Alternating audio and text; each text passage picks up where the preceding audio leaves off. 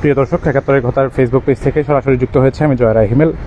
ক্যামেরায় রয়েছেন সাইদুর রহমান। আপনারা ক্যাপশনে দেখতে পাচ্ছেন যে 2020 সালের যে সিলেটের আলোচিত ঘটনা রায়হান হত্যা, সেই রায়হান হত্যার যে আসামিরা রয়েছে তারা জামিন পেয়েছে গত পরশুদিন, এবং প্রধান যে অভিযুক্ত এসআই আকবর, সেই এসআই আকবরের জামিন হয়েছে। মহামান্য হাইকোর্ট থেকে তার জামিন আদেশ হয়েছে।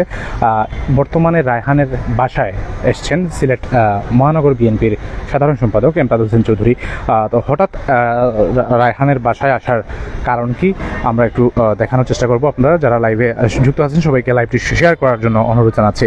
আমরা দেখতে পাচ্ছি ভিতরে দলীয় নেতাকর্মীদের সাথে নিয়ে সিলেট মহানগর বিএনপির সাধারণ সম্পাদক এমদাদ হোসেন চৌধুরী, তিনি যে রায়হানের মা রয়েছেন তার ওনার সাথে কথা বলছেন।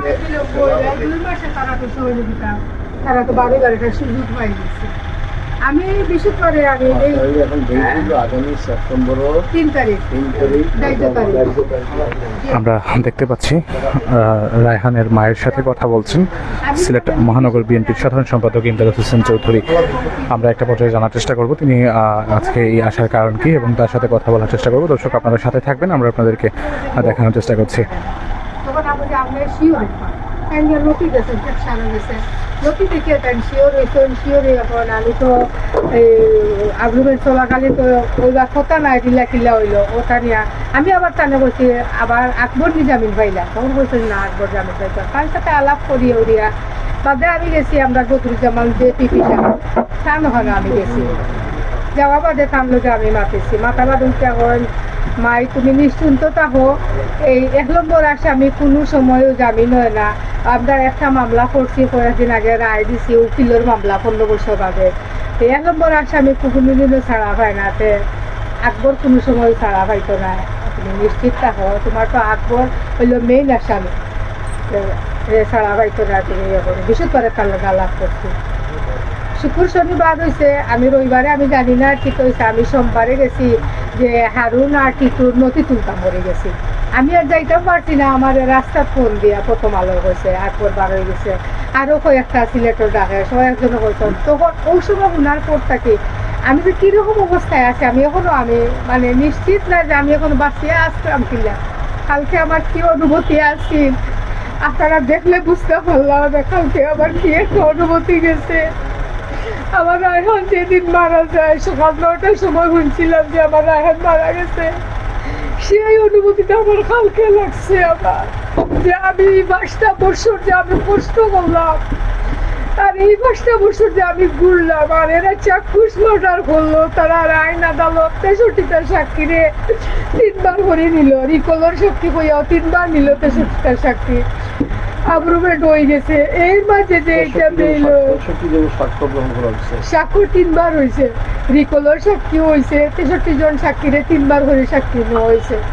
এইরকম করে করে তারা সময় যাপন করছে করিয়া, কিন্তু আমারে এতটুকু হয়েছে তাইলে এতটুকু না। আজকে শুনছি আশিকেলারি জামিন স্যার দেখা হাইকোর্ট 14 নম্বর ব্রাঞ্চও বাদে আমি লাইভও আমি কইছি যাতে জামিন না দেওয়া আশিকেলাই আর তাকিয়া কি দেখো মেয়ের আসামিন যে বললেন সেটা আমার বাচ্চারে অত নির্যাতন করিয়া মারল। এরাই যদি মারে গেল আমি এসে গেলাম কি করতাম? আমি তো দিয়ে গেছে,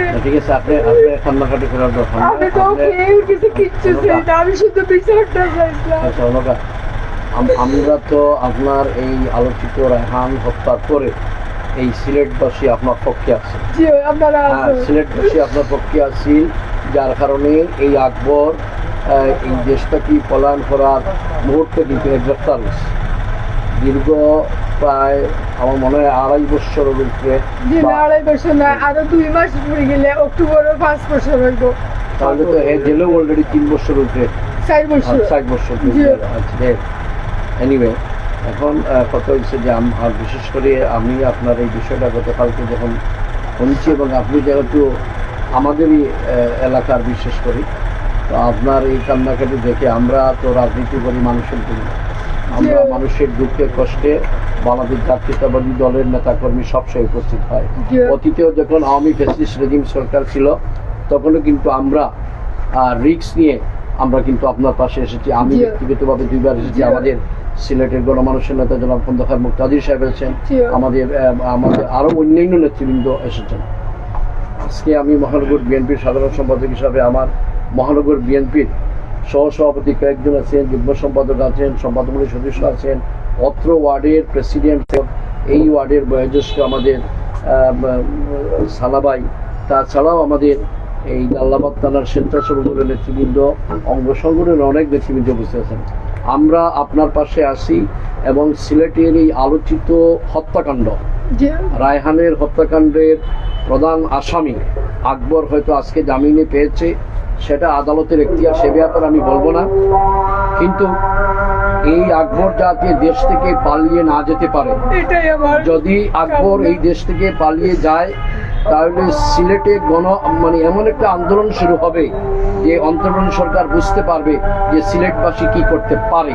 এই জন্য আজকে এই সামাজিক যোগাযোগ মাধ্যমে আমি সরকারের উচ্চ মহল, বিশেষ করে পুলিশ প্রশাসন এবং স্বরাষ্ট্র মন্ত্রণালয় এবং ইমিগ্রেশন, যাতে আকবর দেশ থেকে বাইরে পালিয়ে না যেতে পারে এবং আকবরের সাথে সংশ্লিষ্ট আসামি যারা ইতিমধ্যে জামিন পেয়েছে তারাও যেন কেউ দেশ থেকে পালিয়ে না যেতে পারে, সেই ব্যবস্থা সরকারের সংশ্লিষ্ট মহল যেন এটা ব্যবস্থা গ্রহণ করেন। বিশেষ করে ইমিগ্রেশন, এয়ারপোর্ট এবং স্থলবন্দর এবং আকাশপথ, এই ইমিগ্রেশন যেন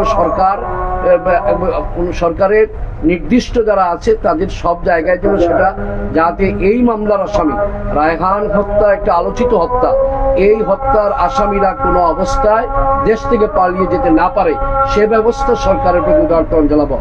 আর বিচারক তো বিচার করবেন, কিন্তু যেহেতু 63 জন সাক্ষী 3 বার করে রিকল করে সাক্ষী নেওয়া হয়েছে, নিশ্চয়ই জাজ সাহেব যিনি ছিলেন তিনি ওনার কাছে ওনার টেবিলেই আছে, যখন বিচারক যখন রায় দিবেন, এখন তো এটা মামলা ট্রায়াল আর্গুমেন্টে আছে, এখন দেখা যাক কি হয়। আমরা আশা রাখি যে বিচারক তার বিচার করবেন, আমরা আশা রাখি যে জুডিশিয়ারি এবং বিচারক স্বাধীনভাবে বিচার করার জন্যই তো আমরা দীর্ঘদিন এই দীর্ঘ 16 বছর আমরা আন্দোলন করেছি। আমরা এই মানুষের ভোটের অধিকার প্রতিষ্ঠিত করার জন্য আন্দোলন করেছি। আমরা আন্দোলন করেছি অন্যায়, অত্যাচার, নিপীড়ন এবং মানুষ খুন, ঘুম এই সমস্ত বন্ধ হওয়ার জন্য আমরা আন্দোলন করেছি। আমরা আশা রাখি যে সরকার এ ব্যাপারে কঠোর পদক্ষেপ নেবেন। বিশেষ করে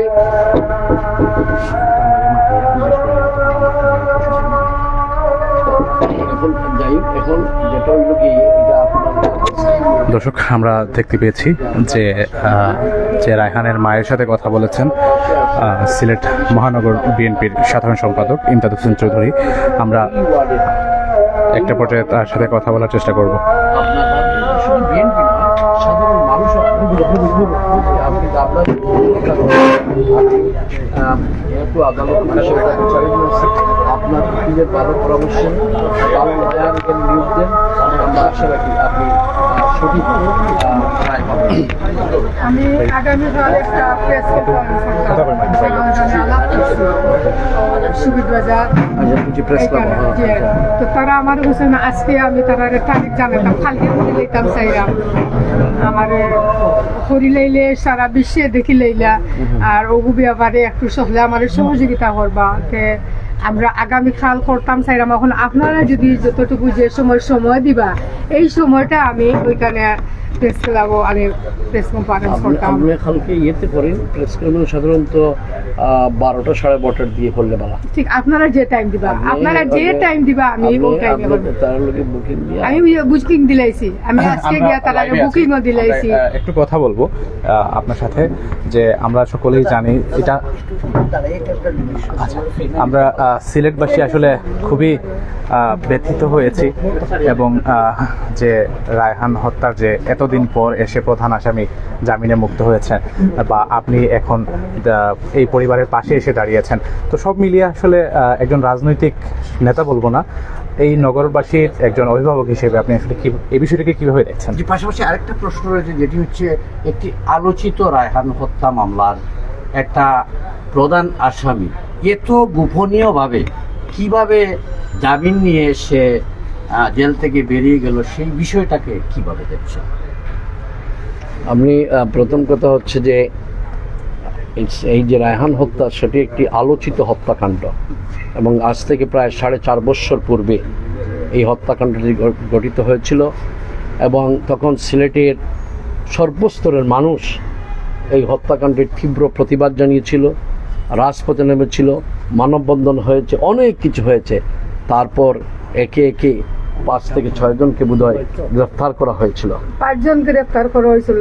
আব্দুল্লাহ আল মামুন ওরে আর প্রথমে গ্রেফতার করতে পারে নাই, সে পলাতক। এখন বিষয়টা হচ্ছে যে দীর্ঘ 4 বছর পর প্রধান আসামি জামিন পেয়েছে, সেটা আদালতের এখতিয়ার, আমি সেদিকে যাব না। কিন্তু আমাদের এখন প্রশ্নটা হচ্ছে যে আদালত জামিন দিয়েছেন, মামলা বিচারাধীন, আর্গুমেন্টে আছে, সেখানে 63 জনের জবানবন্দি নেওয়া হয়েছে এবং একবার করে নয়, আমি যতটুকু জানলাম যে প্রতি ব্যক্তির 3 বার করে জবানবন্দি নেওয়া হয়েছে। আদালত জামিন দিয়েছেন, ভালো কথা। আমাদের প্রথম কথা হবে, আমাদের সিলেটবাসীর দাবি হবে, এই টকবগের তরুণ যুবক রায়হানকে হত্যা করেছে এসআই আকবরের নেতৃত্বে হত্যা করা হয়েছে এবং এই যে হত্যা আকবর করেছে সেটা আমাদের বিশেষ করে সিলেটবাসী এবং সকলের কাছে এটা একদম দিবালুকের মতো পরিষ্কার। এখন কথা হচ্ছে যে যাদেরকে জামিন দেওয়া হয়েছে তারা যেন এই দেশ থেকে পালিয়ে যেতে না পারে, সে ব্যাপারে সরকারের সকল সংশ্লিষ্ট বিভাগ, বিশেষ করে স্থলপথ, নৌপথ এবং বিমানপথ, এই 3টা ইমিগ্রেশন সেক্টরে যেন ইনফরমেশন দিয়ে রাখা হয় যাতে তারা পালিয়ে না যেতে পারে। বিচারাধীন মামলা আছে, অবশ্যই বিচারক তার সঠিক বিচার করবে, আমরা আশা রাখি। কিন্তু যদি কোনো কারণে এরা দেশ থেকে পালিয়ে যায়, তাহলে অলিয়া উলিয়ার পুণ্যভূমি হযরত শাহজালাল শাহপনার স্মৃতি পুণ্য বিজড়িত ভূমির থেকে কিন্তু দুর্বার আন্দোলন হবে যে তাদেরকে গ্রেফতার না করা পর্যন্ত অসহযোগ আন্দোলন চলবে সিলেট থেকে। এই জন্য আমি অন্তর্বর্তী সরকারের প্রতিটি যারা সরকারের সংশ্লিষ্ট বিভাগ, বিশেষ করে এই রায়হান হত্যার সাথে সংশ্লিষ্ট সকলকে অনুরোধ করব যে দয়া করে বিচারটা যেন বিচার না হয়, বিচারটা যেন সঠিকভাবে হয় এবং তার মা যেভাবে কান্নাকাটি করছেন, শুধু তার মা কাঁদছেন না, এটা সিলেটবাসী কাঁদছে। অর্থাৎ যে একটা যুবককে রাত্রিবেলা এসআই আকবরের নেতৃত্বে একটি পুলিশ ফাঁড়িতে তাকে নির্মমভাবে পিটে হত্যা করা হয়েছে। এ ধরনের জঘন্য হত্যার যদি বিচার না হয় তাহলে বাংলাদেশে আর কিসের বিচার হবে? যে বিচারের জন্য দীর্ঘ 14-16 বছর আমরা আন্দোলন সংগ্রাম করলাম, আজকে যদি সেই বিচার যদি রায়হানের মা এবং তার ওয়াইফ, তার বাচ্চারা, তার বোনরা, তার ভাইয়েরা যদি বিচার না পায়, তাহলে তো আমরা এই আন্দোলন ব্যর্থ হবে। এজন্য আমি বিশেষভাবে অনুরোধ করব যে তারা যেন পালিয়ে যেতে না পারে দেশ থেকে, এটা হচ্ছে আসল কাজ। আর যেহেতু আমরা আজকে বিশেষ করে এসেছি রায়হানের মাকে সান্ত্বনা দেওয়ার জন্য, কারণ আমার মনে হয় রায়হানের মার সন্তান বোধহয় একটাই ছেলে, এখন এই ছেলেকে হারিয়ে মা কিন্তু দিশেহারা। আজকে 5 বছর যাবৎ এই ছেলের জন্যই কাঁদছেন। এই ছেলের একটা আবার ছোট বাচ্চাও, কিন্তু এখন বাচ্চাটাও ইতিমধ্যে একটু বড় হয়েছে। এই যে বেদনা, এই বেদনা তো মাই বুঝতে পারবে। সন্তানহারা, পিতাহারা, স্বজনহারা যে হারে সেই বুঝে। তা আমরা শুধু কথাই বলবো। তো আজকে আমি এসেছি বিশেষ করে বাংলাদেশ জাতীয়তাবাদী দল সবসময় নির্যাতিত, নিপীড়িত মানুষের পাশে দাঁড়িয়েছিল। তো আমি সেই দলের একজন কর্মী হিসাবে আমি মহানগর বিএনপির সাধারণ সম্পাদক হিসাবে এসেছি। আমার সাথে আমার মহানগর বিএনপির সহসভাপতি 2 জন আছেন, আমির হোসেন এবং মুফতি নেহাল, যুগ্ম সাধারণ সম্পাদক রেজাউল করিম আলো এবং আবুল কালাম আমাদের প্রশিক্ষণ বিষয়ক সম্পাদক, নাজিমুদ্দিন আমাদের বন পরিবেশ বিষয়ক সম্পাদক, লুৎফর রহমান মোহন আমাদের অত্র ওয়ার্ডের সাংগঠনিক সম্পাদক, রুবল বক্স এবং মহানগর বিএনপির সহ সম্পাদক মণ্ডলীর সদস্য, আমাদের অত্র ওয়ার্ডের সাংগঠনিক সম্পাদক সাইফুল ইসলাম এবং নির্বাহী কমিটির সদস্য, এছাড়াও আমাদের জালালাবাদ থানার স্বেচ্ছাসেবক দলের আহ্বায়ক মানিক মিয়াও এসেছেন, আমাদের এই ওয়ার্ডের বয়োজ্যেষ্ঠ বিএনপি নেতা আমাদের সালাবাই সহ আমাদের ছাত্রদল, যুবদলের অনেক নেতৃবৃন্দ আমরা এসেছি রায়হানের মাকে সান্ত্বনা দেওয়ার জন্য। এবং আমরা কথা দিয়ে যাচ্ছি যে যদি রায়হানের সঠিক বিচার না হয় তাহলে আমরা বাংলাদেশ জাতীয়তাবাদী দল এবং সিলেটবাসী এখানে দল মত নির্বিশেষে, এখানে রাজনীতি না, এখানে আসছি মূলত আমাদের যে রায়হানকে হত্যা করা হয়েছে সেটার বিচার পাওয়ার জন্য। আমরা আশা রাখি আমরা বিচার পাবো এবং এখনও একই কথাই বারবার আমি উচ্চারণ করছি, কারণ আমার সন্দেহ জাগতেছে যে এই যে আকবর এখান দেশ থেকে পালিয়ে যাওয়ার জন্য ভারতে তাকে গ্রেফতার করা হয়েছিল, ঠিক তেমনিভাবে হয়তো তার এদেশ থেকে পালিয়ে যাওয়ার জন্য, কারণ তার তো টাকা পয়সার অভাব নাই, তৎকালীন সময়ে যারা পুলিশ প্রশাসন ছিল এরা লক্ষ লক্ষ কোটি কোটি টাকা কামাই করেছে, যেভাবে ফ্যাসিস্ট রেজিমের বিভিন্ন মন্ত্রীরা, এমপিরা, শেখ হাসিনা, শেখ রেহানা সহ যারা হাজার হাজার কোটি টাকা কামাই করেছিল, বিভিন্ন পুলিশ কর্মকর্তাও কিন্তু অনেক টাকা কামাই করেছে। তার মধ্যে আকবর হচ্ছে কমপক্ষে 100 কোটি টাকার মালিক। তো সেজন্য টাকা দিয়ে দেশ থেকে বাইর হওয়ার চেষ্টা করবে।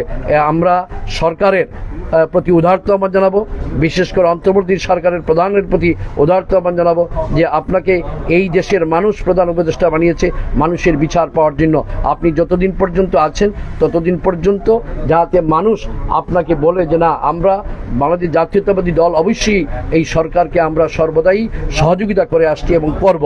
তারপরেও বিশেষ করে রায়হানের বিষয়টির ব্যাপারে আমি বলবো যাতে রায়হানের কোনো আসামি যারা জামিনে বাইর হয়েছে তারা যেন দেশ থেকে পালিয়ে যেতে না পারে, এবং আশা রাখি আমরা রায়হানের মাকে আমরা বলছি যে আপনি শান্ত হন এবং ইনশাল্লাহ সঠিক রায় পাবেন। আদালত হয়তো জামিন দেওয়ার বিষয়ে আদালতে ওনার বিচারক ওনার পয়েন্ট থেকে যেটা ভালো মনে করেছেন সেটাই করেছেন। তো আমি আর কিছু বলছি না। সিলেটবাসী আপনার পক্ষে আছে, আমরা বাংলাদেশ জাতীয়তাবাদী দল আপনার পক্ষে আছে, আপনার ভয়ের কোনো কারণ নেই ইনশাল্লাহ। আল্লাহ হাফিজ। আচ্ছা, আমরা একটু কথা বলতে চাই যে রায়হানের গর্ভধারিণী মা রয়েছেন। আসলে এই যে আজকে আপনার এই আপনার বলবো না, সিলেটবাসী ব্যথিত এই ঘটনায় আজকে বিএনপি নেতৃবৃন্দ এসেছেন, বিষয়টাকে আপনি কিভাবে নিচ্ছেন? আমি সবাইকে ধন্যবাদ জানাই। আপনারা 2020 সালে আপনারা যেইভাবে আমাকে সহযোগিতা করছিলেন, আমি মনে করি হয়তো এইবার আবারও আপনারা আমার সাথে সহযোগিতা করবে। আর আপনাদের সহযোগিতায় আমি এতটুকু পর্যন্ত আমি আগ বাড়তে পারছি। আর এখনও আপনাদের সহযোগিতায় আমি বিচারটা পাইতাম। আমি আর কিচ্ছু চাই না, আমি শুধু বিচারটা পাই। আপনারা দেখেন আমার রায়হানে যদি একটা গুল্লি করে মারিলেই তো তারা, তাইলে আমিও তো কষ্ট পাইলাম। নাহলে আমার রায়হানের শরীরে 114টি আঘাত, নখগুলা টানি টানি প্লাস দিয়ে চিন্তা অবস্থা মানুষের তুলছে। আমি এইসব দেখার পরে আপনারা আমি কি আর ঠিক থাকতে পারি? এত নির্মম ভাবে কষ্ট দিয়ে মারলো আমার রায়হানে। কিন্তু আমার রায়হানের দোষ কি ছিল? তারা দরিয়া দিল, টাকা দাবি করলো, আমরা টাকা লইয়া গেলাম, আমরা দেখা করতে দিল না, কইলো 9টা তাইও 9টা দিয়ে ভাই আমার রায়হানে মারি লাইলো। আমার রায়হানের দোষ তো আমরা যদি রায়হানে জীবিত পাইতাম না আমরা জিজ্ঞাসা করতাম, কিন্তু আমরা তো রায়হানে জীবিত পাই নাই।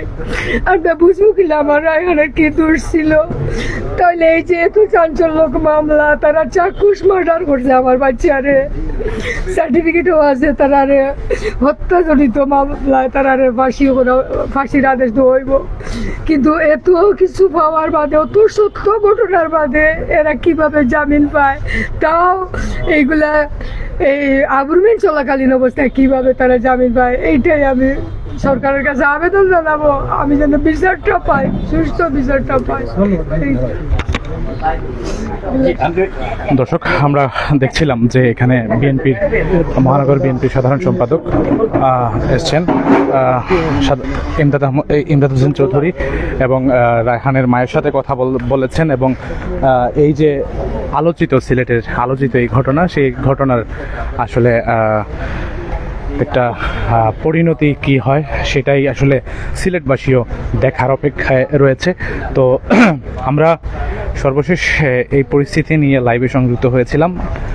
আসলে এই ঘটনায় সিলেটবাসী ব্যতীত এবং রায়হানের মায়ের পাশাপাশি আমরা সকলেই চাই এই ধরনের নির্মম হত্যাকাণ্ডের জন্য সুষ্ঠু বিচার হয়।